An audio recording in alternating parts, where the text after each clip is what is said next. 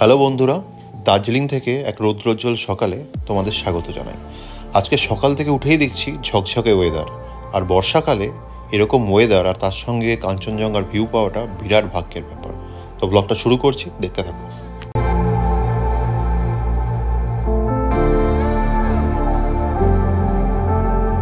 কেমন খেলে বলো এতদিন বাদে?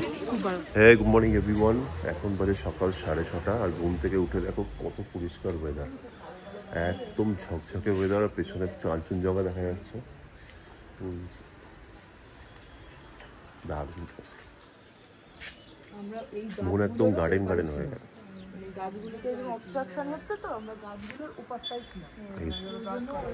দেখো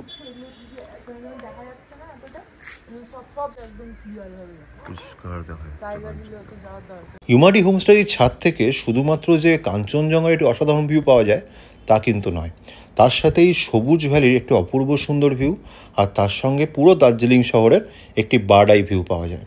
আর এই জায়গাটি বলতে গেলে এখানকার একটি জেম। আমরা যতবারই এখানে এসে বসেছি, সেটা বৃষ্টির সময় হোক বা এখন হোক, ততবারই এখান থেকে দৃশ্য দেখে আমরা মুগ্ধ হয়েছি। আর ছাদটি এত অপূর্ব সুন্দরভাবে সাজানো, এখানে এসে বসলে মন এমনিই ভালো হয়ে যাবে। রেডি হয়ে বেরোচ্ছি এখন, মেলের চারদিক একবার টোটো করে ঘুরবো। অবজারভেটরি হিলের দিকে যাওয়ার ইচ্ছা আছে, তারপর যাবো হচ্ছে কেভেন্টার্সে ব্রেকফাস্ট করতে। বিরাট রোড, বাংলা ব্যাগেই থাক। চললাম মেলের দিকে, এখন বাজে সকাল 7টা। আমরা এখন যাচ্ছি অবজারভেটরি হিলের দিকে।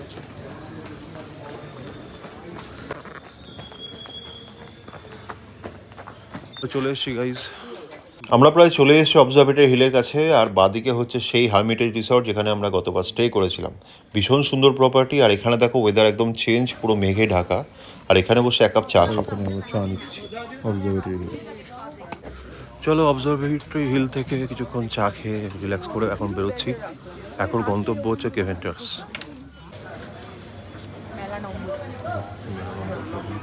প্রায় আধ ঘন্টা লাইনে দাঁড়িয়ে ওয়েট করার পর টেবিল পেলাম, আর টেবিলে খাবার আসতে সময় লাগলো 15 মিনিট।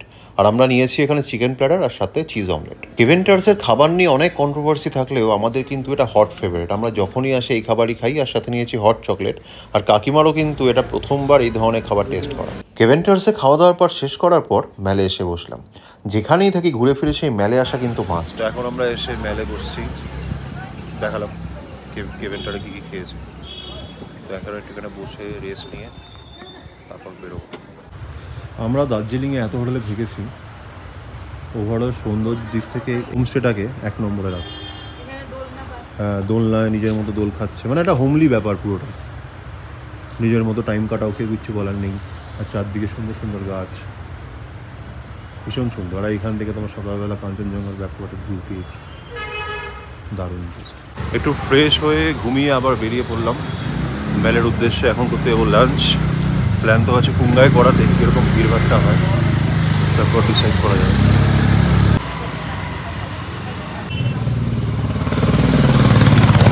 চলে এলাম কুঙ্গার সামনে, আর অ্যাজ ইউজুয়াল প্রচণ্ড ভিড়। আর এখানে সবাই অর্ডার প্লেস করছে। অর্ডার আগে থেকে প্লেস করলে খাবার কিন্তু তাড়াতাড়ি আসে, এটা কিন্তু প্রুভেন। আর এই ছোট্ট এরিয়াটার ভিতরে প্রচণ্ড ভিড়, আর সবাই একদম খেতে ব্যস্ত। আমরা অর্ডার দিয়েছি এখানকার স্পেশাল চিকেন চাউমিন, আর তার সঙ্গে একদম জুসি চিকেন মোমো।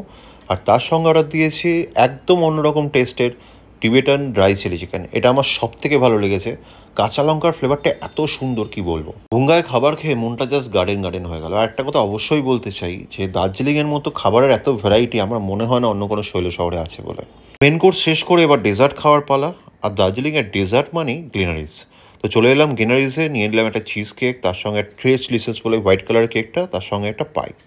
তো আমরা কুঙ্গায় লাঞ্চ করলাম, গ্রিনারিজের ডেজার্ট খেলাম। ভীষণ ভালো এক্সপিরিয়েন্স, দারুণ। আর কুঙ্গার খাবারের কোয়ালিটি আগের থেকে বেটার হয়েছে, এটা ভীষণ ভালো লাগে। আমাদের মোটামুটি রাস্তা থেকে শুরু করে টেবিল অবধি খাবার পাওয়া অবধি 1 ঘন্টা ওয়েট করতে হয়েছিল, তো সেটা সার্থক।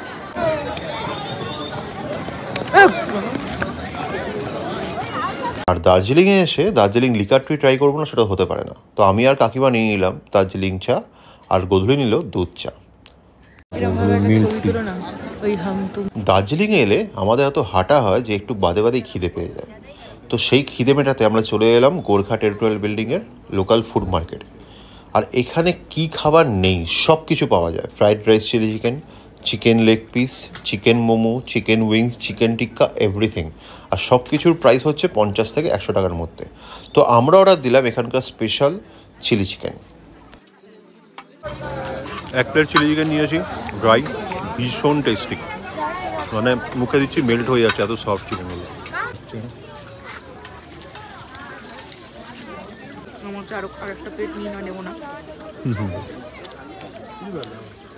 এবারে ট্রিপে সবচেয়ে বেশি সংখ্যক লোকের গ্যাদারিং হয়েছে, গিজ গিজ করছিল, গিজ গিজ করছে, গিজ গিজ। তো আজকের মতো দার্জিলিংয়ে সব রকম অ্যাক্টিভিটিস আমাদের ডান। আমাদের লাঞ্চ হয়ে গেছে, স্ন্যাক্স খাওয়া হয়ে গেছে, চা খাওয়া হয়ে গেছে। এখন আমরা ফিরছি হোটেলে। চলো দেখা হচ্ছে কাল সকালে। হেই, গুড মর্নিং এভরিওয়ান। আমরা প্রায় 5:30 থেকে এসে এখানে এখানে বসে আছি। আজকে পুরো মেঘ, কিছুই দেখা যাচ্ছে না।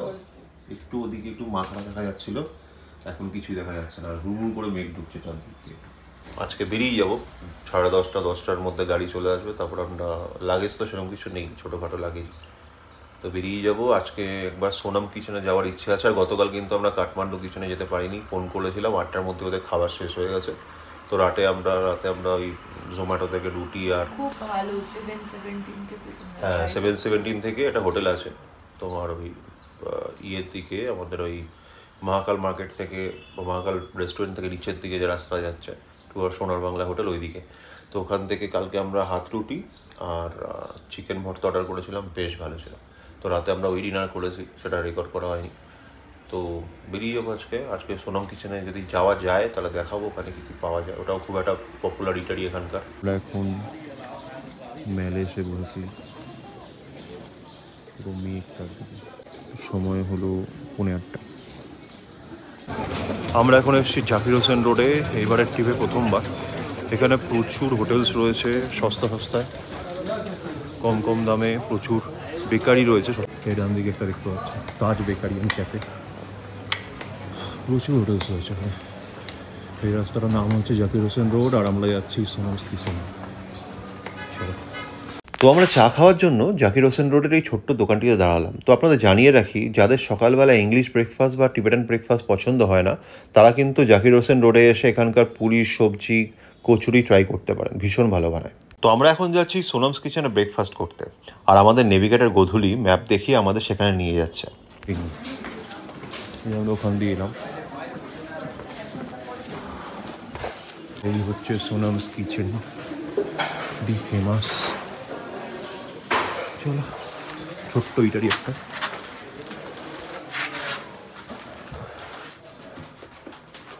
ওপেন হয়।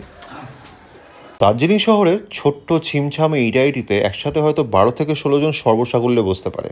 আর এই হচ্ছে এখানকার মেনু কার্ড। প্রাইস মোটামুটি রিজনেবল, কিন্তু খাবারের কোয়ালিটি শুনেছি ভীষণ ভালো। তো আমরা অর্ডার দিয়েছি এখানে স্পেশাল হ্যাশ ব্রাউন, সঙ্গে অমলেট, চিজ অ্যান্ড টমেটো। আর তার সাথে নিয়ে নিয়েছি এক প্লেট স্ক্র্যাম্বল এগ, আর তার সাথে নিয়েছি এখানকার special pancake with honey and banana, আর সাথে ছিল হট চকলেট। বৃষ্টি শুরু হয়ে গেছে টিপটিপ করে, এখন মাথায় রুমাল লাগিয়ে যাচ্ছি। বাট একটা কথা বলতে চাই, সোনাম কিচেন ইজ বেস্ট। মানে এখনও পর্যন্ত যতবার দার্জিলিংয়ে এসেছি, যা যা ব্রেকফাস্ট করেছি, এখানকার ব্রেকফাস্ট বেস্ট লাগলো। তোমাদের দেখালাম কী কী খেয়েছি, আর খুব রিজনেবল। 3 জনের মাত্র 600 টাকা বিল হয়েছে, পেট ভরে খেয়েছি। তো এখন যাচ্ছি ম্যালের দিকে, গ্লিনারিজের দিকে যাচ্ছি। ভীষণ ভালো এক্সপিরিয়েন্স, তোমরা অবশ্যই ভিজিট করো। আমি কন্ট্যাক্ট নাম্বার বগেরার লোকেশান সব দিয়ে দেবো ডিসক্রিপশানে। এখন মেলের অবস্থা, টিপটিপ করে বৃষ্টি পড়ছে, আর চারিদিকে মেঘ। ওই দিকে যেই আরও পরিষ্কার আছে।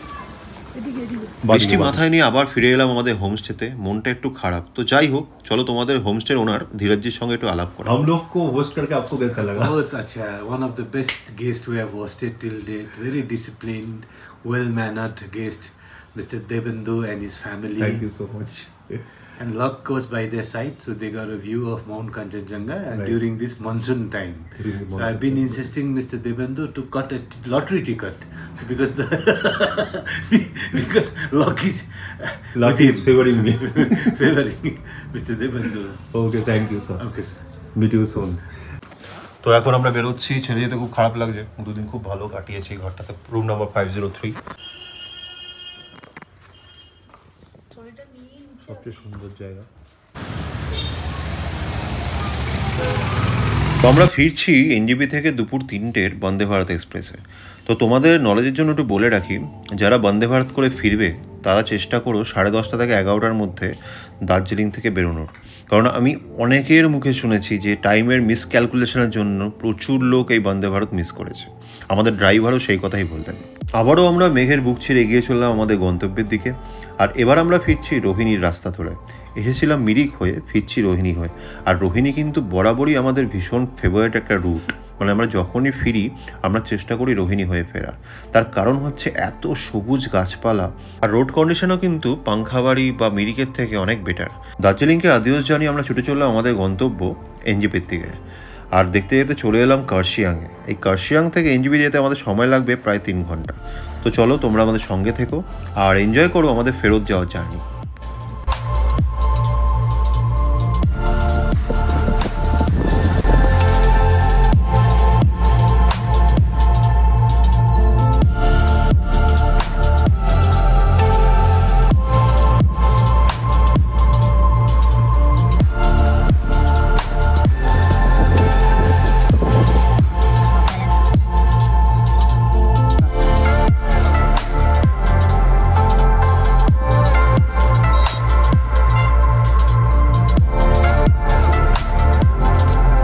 এই আমরা আবার চলেছি সেই হর্নবিল রেস্টুরেন্টে।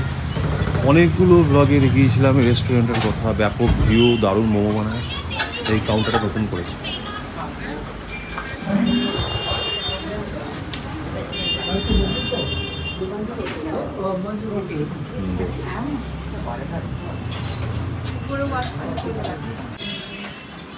চলো উপরে এরকম উপরের বসার জায়গা। এই পার্টিশনটা নতুন হয়েছে। হর্নবিল রেস্টুরেন্টে এটা নিয়ে টোটাল 4 বার এলাম। আর এই রেস্টুরেন্ট আমাদের ফেভারিট এই রেস্টুরেন্ট থেকে অসাধারণ ভিউ আর তার সঙ্গে অসম্ভব টেস্টি চিকেন মোমোর জন্য। আমরা নিয়ে নিয়েছি এখানকার পুরি সবজি, যেটা দেখতে ভীষণ ডিলিশিয়াস ছিল, খেতেও ততটাই ভালো ছিল। এর সঙ্গে নিয়েছি দার্জিলিং টি, যেটা কাকিমা খাচ্ছে, আর আমি নিয়েছি কফি। আর সাথে নিয়েছি এখানকার স্পেশাল জুসি চিকেন মোমো। তো তোমাদের বলা রইলো, যদি তোমরা রোহিণী হয়ে ফেরো বা রোহিণী হয়ে দার্জিলিং যাও তো এই রেস্টুরেন্টে একবার অবশ্যই ভিজিট করো। আমি গ্যারেন্টি দিয়ে বলছি এখানকার ফুড কোয়ালিটি আর রেস্টুরেন্ট থেকে ভিউ তোমাদের মুগ্ধ করবেই। হর্নবিল রেস্টুরেন্টে হালকা কিছু খাওয়া দাওয়া করে আমরা আবার বেরিয়ে পড়লাম আমাদের গন্তব্য এনজেপি স্টেশনের উদ্দেশ্যে। আর আমরা এখন আছি সুকনা ফরেস্টে। আর সুকনা ফরেস্ট জায়গাটাও ভীষণ সুন্দর, দুদিকে সবুজ চা বাগান মন একদম জুড়িয়ে দেয়। দেখো দেখতে যেতে চলে এলাম রোহিণীতে। তো রোহিণী ক্রস করে আমরা গিয়ে পড়বো মাটিগাড়া রোডে। আর মাটিগাড়া রোডে পড়া মানেই আমরা শিলিগুড়িতে এসে পড়েছি। আর বাঁদিকে দেখো এই সবুজ চা বাগান, আর এই চা বাগানের দিকে তাকিয়ে থাকতে থাকতে মন এমনিই শান্ত হয়ে যায়। আর বর্ষায় দার্জিলিং আসার এটাও একটা অন্যতম কারণ, এই সবুজ গাছপালা। আর দেখো দূরের পাহাড়গুলো আস্তে আস্তে আরও দূরে সরে যাচ্ছে। এর মানে হচ্ছে পাহাড়কে বিদায় বলার সময় চলে এসছে। আর এই সময়টা আমাদের দুজনের জন্য ভীষণ ডিফিকাল্ট, মানে এত ইমোশনাল লাগে কি বলবো। প্রত্যেকবার আমরা যখন দার্জিলিং থেকে সমতলে নেমে আসি তখনই এই ধরনের ফিলটা বারবার ফিরে ফিরে আসে। তো যাই হোক, ফিরতে তো হবেই আবার এখানে ফেরত আসার জন্য। তো দেখতে দেখতে আমরা চলে এলাম নিউ জলপাইগুড়ি স্টেশনে। এখন সময় হচ্ছে 1:30 আর ট্রেন ছাড়বে দুপুর 3টের সময়। চলে এসেছি ফেরত এনজেপি নিউ পার্কিং। চলো যাওয়া যাক। আর যাচ্ছি বন্দে ভারতে। আর এখানে সেই অরেঞ্জ কালারের নতুন বন্দে ভারতটা দেয়। এখন বাজে 2:16। বন্দে ভারত মশলারি দিয়ে দিয়েছে।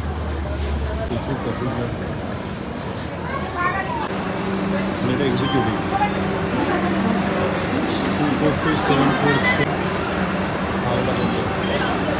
আর আমাদের কোচ নাম্বার হচ্ছে C2, যেটা ইঞ্জিনের একদম পরের বগি। তো প্রতিবার আমাদের সাথে এটাই হয়, হয় একদম সামনে পড়ে নয় একদম পেছনে পড়ে। এখন সময় হচ্ছে 2:25।